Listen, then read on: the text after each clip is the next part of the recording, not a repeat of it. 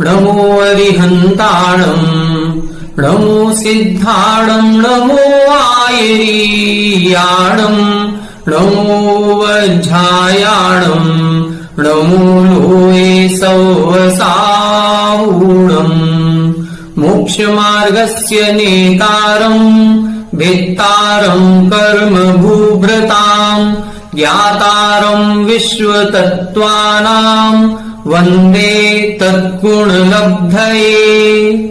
1008 श्री मूलनायक आदिनाथ भगवान की जय। द्वासांग जिनवाणी माता की जय। आचार्य श्रेष्ठ आचार्य गुरुवर श्री 108 पूज्यपाद स्वामी महाराज की जय। आचार्य श्रेष्ठ आचार्य गुरुवर श्री 108 विद्यासागर जी महाराज की जय। जगत पूज्य निर्यापक श्रमण मुनि पुंगव श्री 108 सुधा सागर जी महाराज की जय। समस्त मुनि संघ की जय। आलोक मोदी स्वाध्याय सुधा यूट्यूब चैनल पर आप सभी दर्शकों का एक बार पुनः हार्दिक स्वागत, हार्दिक अभिनंदन। पूज्यवर आचार्य पूज्यपाद स्वामी जी द्वारा विरचित श्री सर्वार्थ सिद्धि ग्रंथराज की स्वाध्याय श्रृंखला में हम सभी 6वें अध्याय का स्वाध्याय कर रहे हैं और इस 6वें अध्याय के अंतर्गत आश्रव तत्व पर विशेष व्याख्यान पढ़ने को सुनने को हमें मिल रहा है। यहाँ पर आचार्य महाराज ने कर्मों का आश्रव कैसे होता है, किन कारणों से होता है, आश्रव किसे कहते हैं, आश्रव के कितने भेद होते हैं, ऐसी कौन सी क्रियाएं हैं जो हमें कर्मों का आश्रव कराती हैं, ऐसी सभी क्रियाओं का वर्णन इस अध्याय में पढ़ने को हमें मिल रहा है। अभी कुछ सूत्रों तक सामान्य से व्याख्यान कर रहे हैं जिसमें सभी कर्मों के आश्रव की विशेषताएं बता रहे हैं। फिर कुछ 2-3 सूत्रों के बाद फिर पृथक पृथक एक एक कर्म का अलग अलग व्याख्यान करेंगे कि ज्ञानावरण कर्म का आश्रव किन कारणों से होता है, दर्शनावरण कर्म का आश्रव किस कारण से होता है। तो ऐसे सभी कर्मों के पृथक पृथक आश्रव के कारण बताए जाएंगे। अभी हमारा जो प्रसंग चल रहा था, इस प्रसंग में हमने आश्रव किसे कहते हैं ये समझ लिया। आश्रव शुभ योग और अशुभ योग के कारण से 2 प्रकार का हो जाता है, शुभ आश्रव और अशुभ आश्रव। शुभ योग किसे कहते हैं इसकी परिभाषा भी इन्होंने बहुत अच्छे से स्पष्ट की। फिर इसके बाद अपन ने स्वामी की अपेक्षा से 2 भेद देखे थे, सांप्रायिक आश्रव और ईर्यापथ आश्रव। अर्थात कसाय सहित जीवों के सांप्रायिक आश्रव होता है और कसाय रहित जीवों के ईर्यापथ आश्रव होता है। फिर जो सांप्रायिक आश्रव है वो सांप्रायिक आश्रव के इन्होंने 39 भेद बताए थे, जिसमें से मुख्य रूप से 25 क्रियाओं का वर्णन किया गया था। पूर्व कक्षा में हमने उन 25 क्रियाओं को भी समझा था और उन 25 क्रियाओं को समझने के उपरांत फिर हमने उस कर्मों के आश्रव में किन कारणों से विशेषता आती है, ऐसे कौन से परिणाम कौन से कारण होते हैं उनको समझने का प्रयास किया था।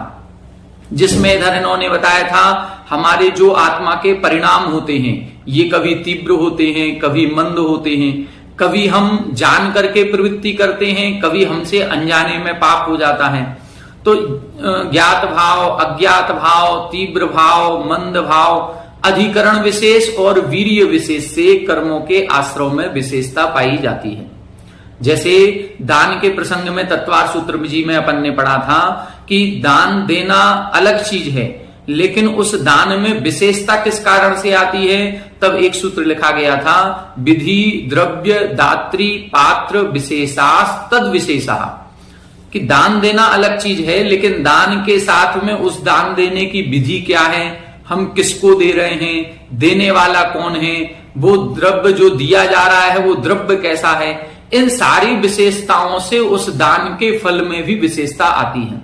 इसी प्रकार से 3 योगों से आश्रव होगा, लेकिन वह योग होने के बाद हमारे आत्मा का परिणाम कैसा है, तीव्र है अर्थात कसायों की तीव्रता से है या कसायों की मंदता में है, अथवा हम जो प्रवृत्ति कर रहे हैं वो जान करके कर रहे हैं या हमसे अनजाने में कोई क्रिया हो रही है, हमारी शक्ति कैसी है।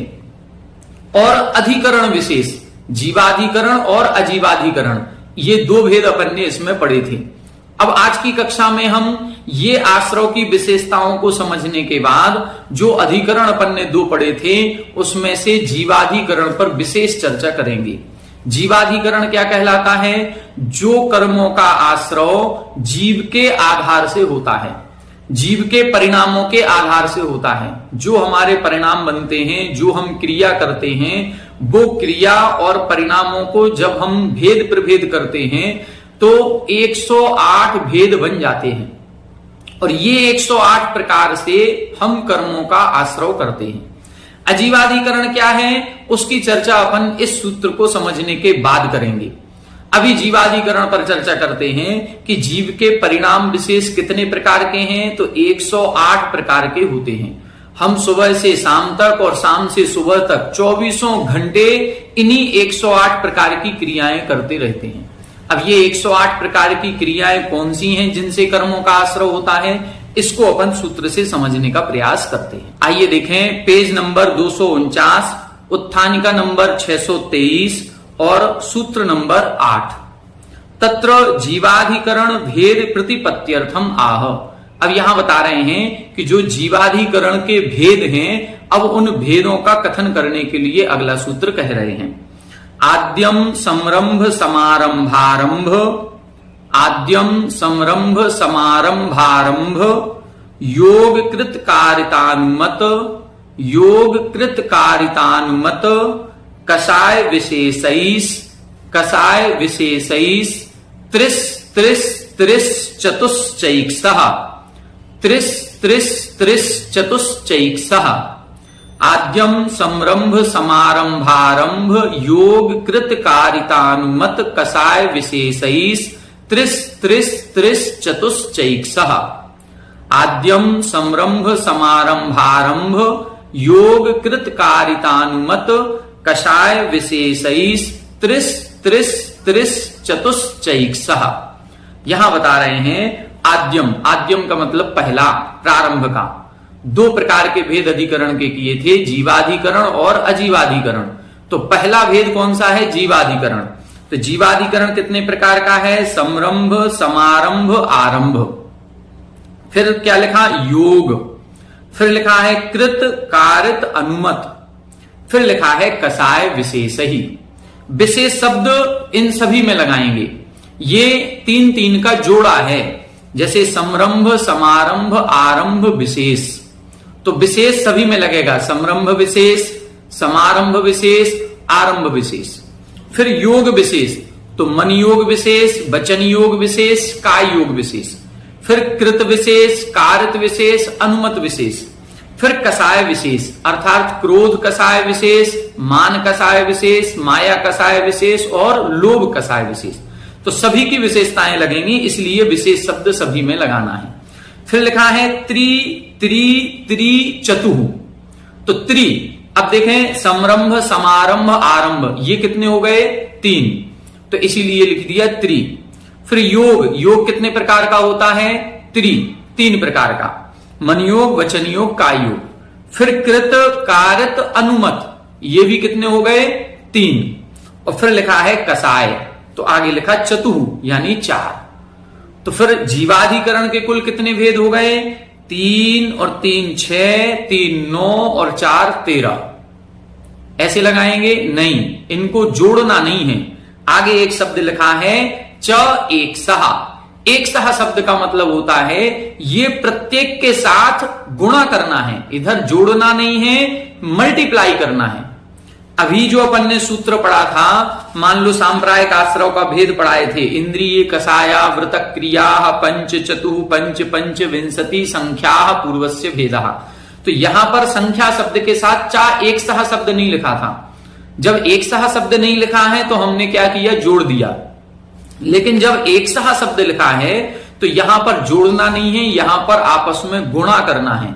जब गुणा करेंगे तो कितने भेद बनेंगे, 3 का 3 में गुणा करें तो कितने हो गए, 9। फिर 9 में 3 का गुणा करेंगे तो कितने हो गए, 27। और फिर 27 में 4 का गुणा करें तो कितने हो गए, 108। 3 गुणे 3 गुणे 3 गुणे 4। इस प्रकार से जब हम भेद बनाएंगे तो 108 भेद बन जाते हैं। अब ये कैसे बनेंगे, किस प्रकार के भंग बनते हैं, इसको अपन अब टीका पढ़ेंगे तब अपन को समझ में आएगा। 624 नंबर, पहले एक एक शब्द की व्याख्या करेंगे। समरंभ क्या है, समारंभ क्या है, आरंभ क्या है, कृत किसे कहते हैं, कारित किसे कहते हैं, अनुमत किसे कहते हैं, देखें। प्राण व्यपरोपणादिषु प्रमादवतः प्रयत्न आवेशः समरंभः। समरंभ किसे कहते हैं? प्राण व्यपरोपणादिषु, प्राण व्यपरोपण बोलते हैं हिंसा को, और आदिशु लिख दिया अर्थात सभी पापों में।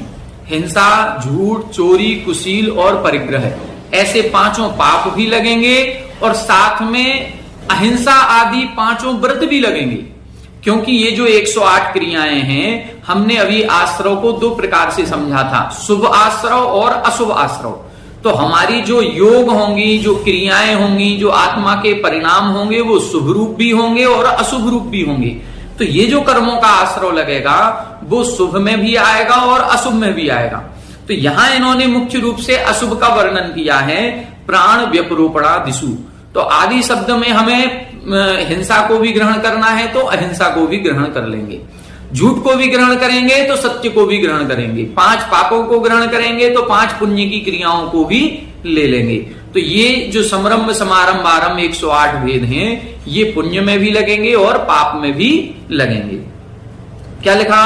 हिंसा आदि कार्यों में प्रमादवतः अर्थात असावधानी पूर्वक, सावधानी पूर्वक नहीं, आलसी होकर के, अज्ञान अवस्था में, क्या? प्रयत्न आवेशः, जो एक संकल्प मात्र किया जाता है कि हम ऐसा करेंगे, बस इस संकल्प मात्र को समरंभ कहते हैं।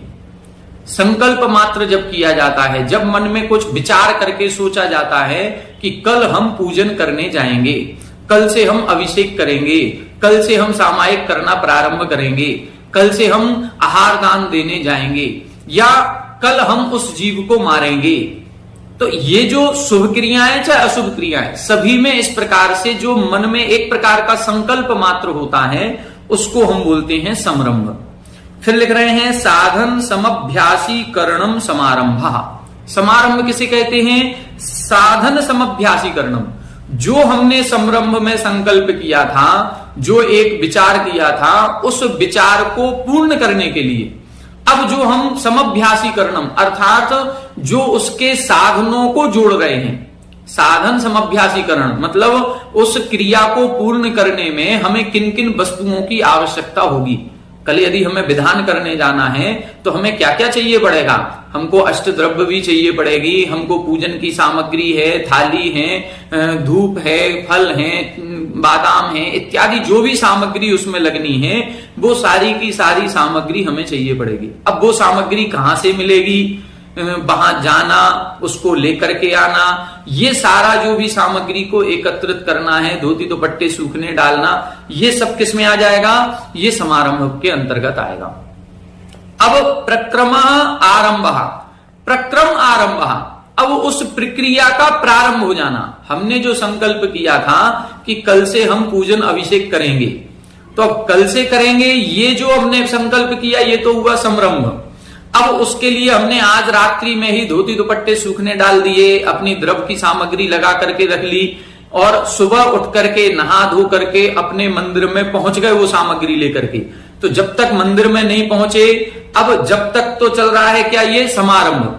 अब मंदिर में पहुंचने के बाद वो द्रव्य की सामग्री हमने धोई, उसको धोने के बाद थाली में व्यवस्थित लगा लिए और थाली को व्यवस्थित लगा करके रख लिया। अब हम पहले अभिषेक करने लगे। जिस समय ये अभिषेक करने लगे उस समय अब ये प्रक्रम आरंभा, उस समय ये प्रक्रिया प्रारंभ हो गई। हमने अभिषेक करने का जो संकल्प एक दिन पहले लिया था, वो संकल्प करना समरंभ है, उसकी सामग्री एकत्रित करना ये समारंभ है, और वह प्रक्रिया प्रारंभ हो जाना आरंभ कहलाएगा। हमें विधान करने का संकल्प लिया था, तो जब तक हम उस विधान को प्रारंभ नहीं किए, ए विधि ठाड़ो होए के ये लाइन जब तक हमने नहीं बोली, तब तक जो भी साधन सामग्री एकत्रित कर रहे हैं ये समारंभ कहलाएगा। समारंभ का काल कितना हो सकता है? बहुत लंबा हो सकता है। समारंभ क्षण मात्र की बात है, क्योंकि संकल्प किया, ये संकल्प क्षण मात्र में होता है। लेकिन अब जिस कार्य का संकल्प किया है उसका समारंभ, उस प्रक्रिया को प्रारंभ करने के पूर्व की भूमिका जो है वो कई वर्षों की भी हो सकती है। जरूरी नहीं है घंटे 2 घंटे की हो, ये वर्षों वर्षों की भी हो सकती है। जैसे मान लो एक व्यक्ति ने संकल्प लिया कि मैं अपना घर बनाऊंगा, अभी तक वो किराए के घर में रह रहा था या परेशानी में रह रहा था। अब उसने मन में विचार कर लिया कि अब हम अपना घर बनाएंगे। अब वो अपने घर बनाने का जो उसने संकल्प किया, ये है समरंभ। अब घर ऐसे ही थोड़ी बन जाएगा, घर बनाने के लिए पैसा चाहिए पड़ेगा, 25 लाख चाहिए, 50 लाख चाहिए, कैसा मकान बनाना है, जमीन खरीदनी पड़ेगी, सब कुछ। तो उसके लिए जो पैसा चाहिए है, अब वो दिन रात मेहनत करने लगा और दिन रात मेहनत करने के बाद उसने 5 साल में 10-20 लाख 25 लाख रुपए इकट्ठे कर लिए। फिर उसके बाद उसने एक दिन विचार किया कि अब हमारे पास पैसा इकट्ठा हो गया, एक ठेकेदार को बुलाया और अपना काम लगाना शुरू कर दिया। बस ये इधर कहना है कि जो उसने 5 साल पूर्व संकल्प लिया था वो तो है समरंभ, और 5 साल तक उसने जो इकट्ठा किया, क्या इकट्ठा किया? पैसा इकट्ठा किया। बिना धन के तो हम कुछ कर नहीं सकते, तो जो 5 साल तक उसने धन एकत्रित किया है वो समारंभ है। समारंभ के बाद जो ठेकेदार से बात की वो भी समारंभ के अंतर्गत आएगा। ठेकेदार ने कहा ये सामग्री हमें चाहिए पड़ेगी, उसने सीमेंट बुलवाया, बजरी बुलवाई, गिट्टी बुलवाया, सरिया बुलवाया, ये सब कुछ जो सामग्री एकत्रित की वो भी समारंभ है। और बस आज मुहूर्त निकाल करके उसने शिलान्यास किया और मजदूरों ने काम लगा दिया। ये कहलाएगा आरंभ, प्रक्रम आरंभ। तो समारंभ कितने समय तक चला? 5 साल तक चला। ये 5 साल भी हो सकता है, ये कई वर्षों का भी हो सकता है। कोई संकल्प ऐसा हो जाए जिसको पूरा करने में हमें 10 साल लग जाए, 20 साल लग जाए, तब 20 साल बाद जाकर के हम कुछ कर पाए। तो ये समारंभ में टाइम लग सकता है। फिर प्रक्रम आरंभ, वो प्रक्रिया प्रारंभ हो जाना, उसको बोलेंगे आरंभ। तो 3 हो गए, समरंभ, समारंभ, आरंभ। संकल्प लेना समरंभ है, उस संकल्प के पूर्ण करने के लिए जो सामग्री एकत्रित की जाती है वो समारंभ है, और उस प्रक्रिया को प्रारंभ कर देना वो आरंभ है।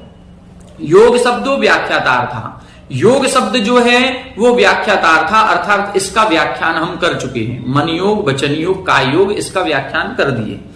कृत वचनम स्वातंत्र प्रतिपत्त्यर्थम। कृत किसे कहते हैं? स्वातंत्र। जब हम किसी कार्य को स्वयं करते हैं, पराधीन नहीं है, स्वाधीन होकर के जब हम कोई कार्य करते हैं, चाहे अच्छा करें चाहे बुरा करें, जब हम स्वयं कर रहे हैं तो उसको हम कृत कहते हैं। कारित अविधानम पर प्रयोगापेक्षम। कारित अविधानम, कारित का जो विधान किया जाता है वो क्या है? पर प्रयोगापेक्षम, दूसरे के प्रयोग की अपेक्षा। हम स्वयं नहीं कर रहे हैं, हम करवा रहे हैं। जैसे मकान हम स्वयं बना नहीं रहे हैं, हम बनवा रहे हैं। स्वयं ईंट उठा करके और सीमेंट लगा करके एक के ऊपर एक रखते जाना, दीवार खड़ी करना, ये हम स्वयं करेंगे तो हम स्वयं बना रहे हैं। लेकिन यदि हम मजदूरों से करवा रहे हैं तो बनवा रहे हैं। हमने बनाया नहीं है, हमने बनवाया है। कपड़े हम खुद धो रहे हैं तो हमारा ये स्वयं का धोना कहलाएगा, लेकिन कपड़े धुलवा रहे हैं तो वो धुलवाना कहलाएगा। पर प्रयोगापेक्षम, तो दूसरे के प्रयोग की अपेक्षा जब होती है तो उसको हम कारित कहते हैं। अनुमत शब्द प्रयोजकस्य मानस परिणाम प्रदर्शनार्थ। अनुमत किसे कहते हैं? प्रयोजकस्य, जो भी प्रयोग करने वाला है, जो भी काम करने वाला है, चाहे वो स्वयं हो चाहे वो कोई दूसरा अन्य हो। लेकिन स्वयं के और अन्य के बाद 2 लोग हैं, हमने स्वयं कपड़े धोए या हमने किसी अपने धोबी आदि से धुलवाए, लेकिन उन कपड़ों में जिसके वो कपड़े थे, तीसरा व्यक्ति, वो तीसरा व्यक्ति प्रसन्न हो गया, उसको हर्ष हो गया, ये अच्छा हुआ हमें कपड़े धुले हुए मिल गए। चाहे वो हमारी पत्नी ने धोए हों चाहे वो किसी धोबी ने धोए हों, लेकिन हमें तो कपड़े धुले हुए मिले हैं। ये जो हुआ है मानस परिणाम, उसको अच्छा लगा कि बुरा लगा? अच्छा और बुरा लगना, राग द्वेष परिणाम होना, हर्ष विषाद होना, ये कहलाएगा अनुमत या अनुमोदना। हम जैसे भी भाव उस समय करेंगे उसको हम अनुमोदना कहते हैं। किसी व्यक्ति ने किसी को मार दिया, अब राम ने रावण को मार दिया, तो रावण के मरने पर, मान लो राम ने मारा है तो ये कृत हो गया। राम ने किसी को बोल करके मरवाया है तो कारित हो गया। लेकिन रावण मर गया, इसकी खुशी किस किस को है? सबको है। तो यदि जितने लोगों को ये खुशी होगी, वो खुशी के भागीदार, उस प्रसन्नता के, हर्ष के, विषाद के जो भी भाव उसके बन रहे हैं, वो जो प्रसन्नता का भाव है वो कहलाएगा अनुमत या अनुमोदना। तो ये जो अनुमोदना है ये पुण्य रूप भी हो सकती है और पाप रूप भी हो सकती है।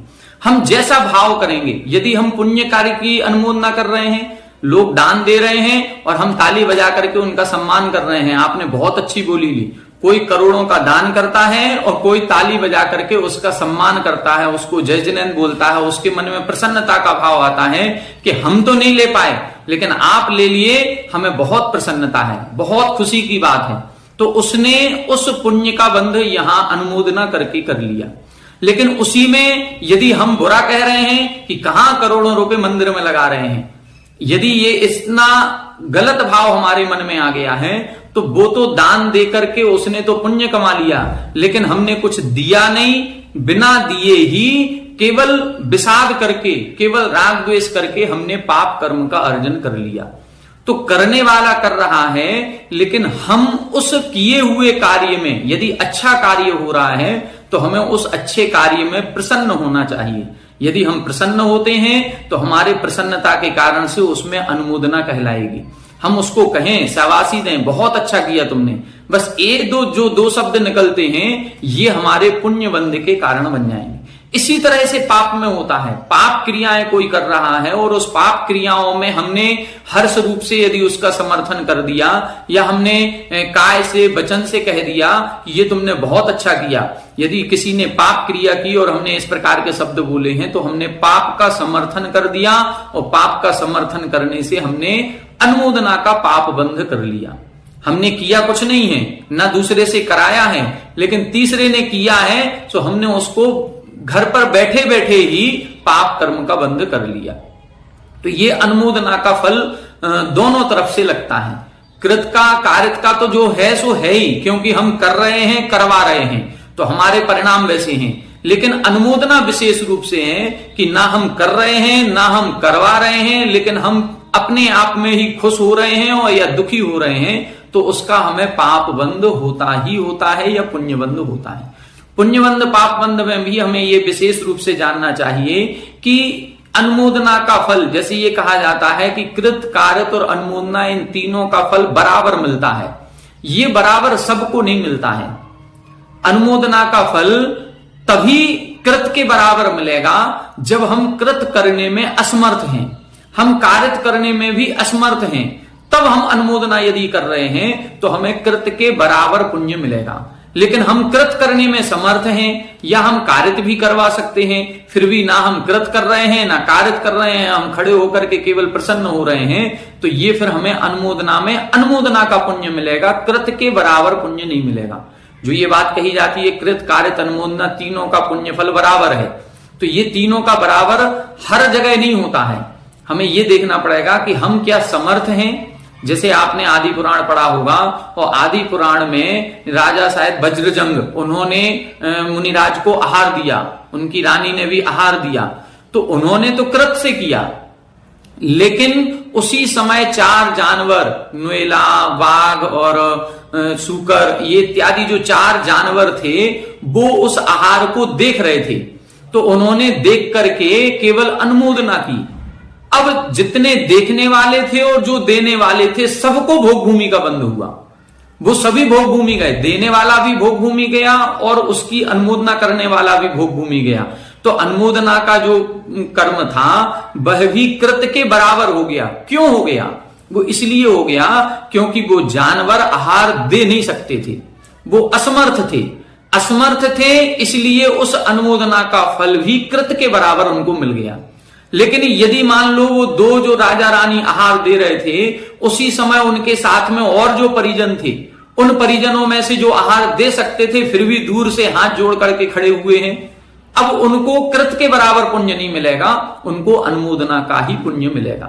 तो ये हमें समझना पड़ेगा कि क्या हम कर सकते हैं। यदि हम कर सकते हैं तो हमें करना चाहिए। यदि हम कर नहीं सकते, करने में असमर्थ हैं, तो करवाएं। यदि हम करवा भी नहीं सकते तो अनुमोदना करें। जब असमर्थता होती है कृत में, कारित में, तब हमें अनुमोदना का फल कृत और कारित के बराबर मिलता है। यदि हम असमर्थ नहीं हैं, समर्थ हैं, तो हम जितना करेंगे, यदि कृत करेंगे तो कृत का पुण्य मिलेगा, कारित करेंगे तो कारित का पुण्य मिलेगा, अनुमोदना करेंगे तो अनुमोदना का पुण्य मिलेगा। ये ऐसे समझना चाहिए। अभिहित लक्षणाः कषायाः क्रोधादयः। जो कसाय हैं वो क्रोध आदि हैं, इनको हमने अविहित लक्षणा, इनका लक्षण हम बता चुके हैं। विशिष्यते अर्थो अर्थांतरात इति विशेषः। विशेष किसे कहते हैं? जब एक पदार्थ से दूसरा पदार्थ विशेषता को प्राप्त होता है उसको हम विशेष कहते हैं। सा प्रत्येकम अभिसंबंध्यति, वह प्रत्येक में जोड़ना है, जैसे समरंभ विशेषः, समारंभ विशेषः इत्यादि। तो हमने पहले ही बता दिया, समरंभ विशेष, समारंभ विशेष, आरंभ विशेष, कृत विशेष, कारक विशेष, अनुमत विशेष, मन विशेष, वचन विशेष, काय विशेष, क्रोध विशेष, मान विशेष इत्यादि। आद्यम जीवाधिकरणम एतहि विशेष ही भिद्यते इति वाक्य शेषः। जो पहला जीवाधिकरण है वो इतनी विशेषताओं से भेद को प्राप्त होता है, मतलब ये जीवाधिकरण के ही भेद चल रहे हैं। एते चत्वारयः सुजन्ताः त्रयादि शब्दाः यथाक्रमम अभिसंबध्यते।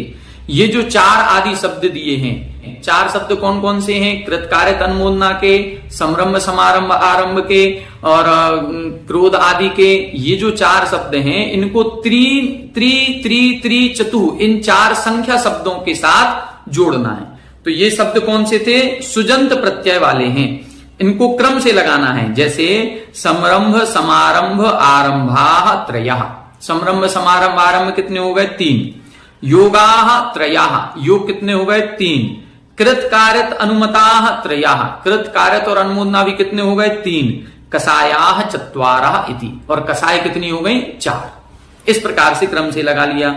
एतेषां गणनाभ्यावृत्ति ही शुचाद्युच्यते, इनकी जो गणना करनी है ये शुचाद्युच्यते, जो शुच प्रत्यय लगाया है उस शुच प्रत्यय के कारण से करनी है, सामान्य से नहीं करनी कि 3 और 3 और 3 और 4 तो जोड़ दिया इनको तो 13 भेद हो गए। नहीं, शुचाद्युच्यते, जो शुच प्रत्यय लगाया है, च एक सह शब्द लगाया है उससे, एक सह इति बीप्सा निर्देशा, जो एक सा शब्द लगाया है उसका अर्थ है बीप्सा। बीप्सा का मतलब होता है पुनरावृत्ति करना। इनको बार बार जोड़ना है, एक बार ही नहीं जोड़ना है, बार बार जोड़ना है। कैसे? एक एकम त्रियादीन भेदान नयेत इत्यर्था। क्या करेंगे? अब चार चीजें हो गई अपने पास। कृत कार्यत अनुमोदना एक जोड़ा, समरंभ समारंभ आरंभ एक जोड़ा, मन वचन काय एक जोड़ा और क्रोध मान माया लोभ एक जोड़ा। क्या लिखा है? एक एकम त्रियादीन भेदान नयेत। अब इन एक एक जोड़े में से एक एक को निकाल लें। जैसे समरंभ समारंभ आरंभ में से समरंभ ले लो, फिर मन वचन काय में से मन ले लिया, कृत कार्यत अनुमोदना में से एक ले लो कृत को, और क्रोध मान माया लोभ इनमें से ले लो एक। कौन सी? क्रोध कसाय। तो हमने क्या क्या लिया? समरंभ, कृत, मन, क्रोध। ये एक विकल्प बना अभी हमारा। क्या विकल्प बना? समरंभ, कृत, मन, क्रोध। अब इसके बाद हम क्या करेंगे? जो चौथे नंबर पर है उसको बदलेंगे। देखो, तद यथा, अब यहां पर जैसे उदाहरण दे रहे हैं, क्रोध, कृत, काय, समरंभ। इन्होंने क्या किया? क्रोध मान माया लोभ में से क्रोध को ले लिया, फिर कृत कार्यत अनुमोदना में से कृत को ले लिया, फिर मन वचन काय में से काय को ले लिया, और समरंभ समारंभ आरंभ में से समरंभ को ले लिया।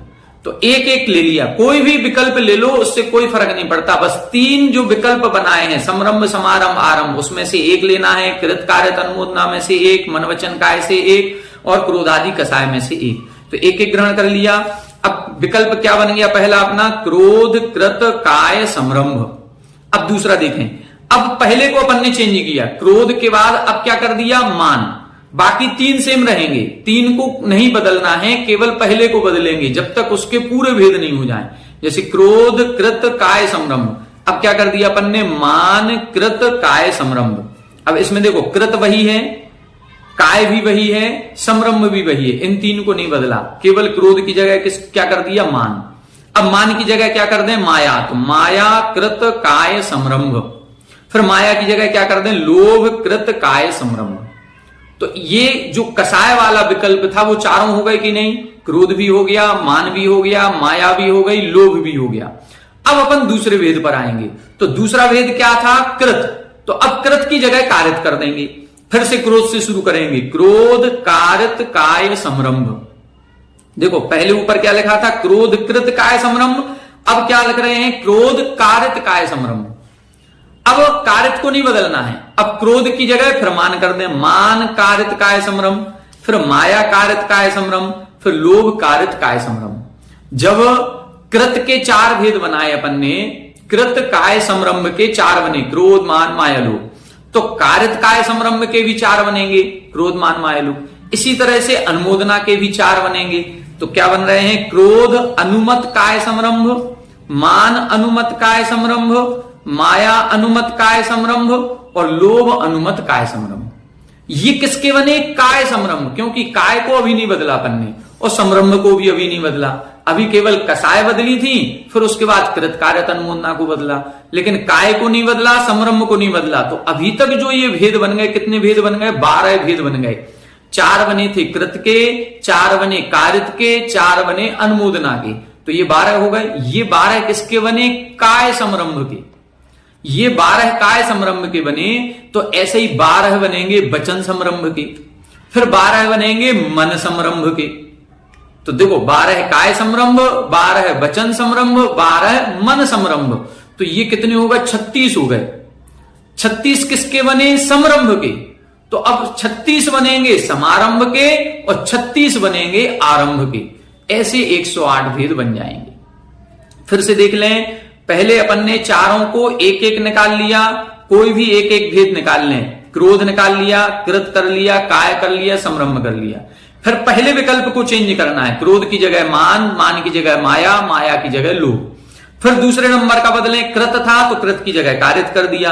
अब कारित में भी क्रोध मान माया लोभ, फिर कारित की जगह अनुमोदना कर दिया, फिर क्रोध मान माया लोभ।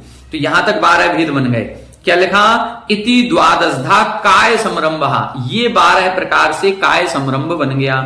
एवं बाग योगे मनोयोगे च द्वादशधा समरंभः, इसी प्रकार से जैसे काय समरंभ 12 प्रकार का है, इसी तरह से बाग योगे वचन योग में भी 12 भेद बनेंगे और मनोयोगे मनोयोग में भी द्वादशधा समरंभः, 12 समरंभ बनेंगे।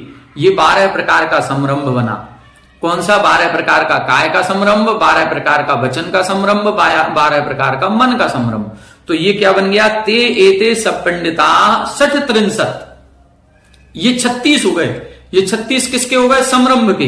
तथा समारंभा अपि 63, इसी प्रकार से समारंभ भी 36 बनेंगे और आरंभा अपि 63 और आरंभ भी 36 बनेंगे।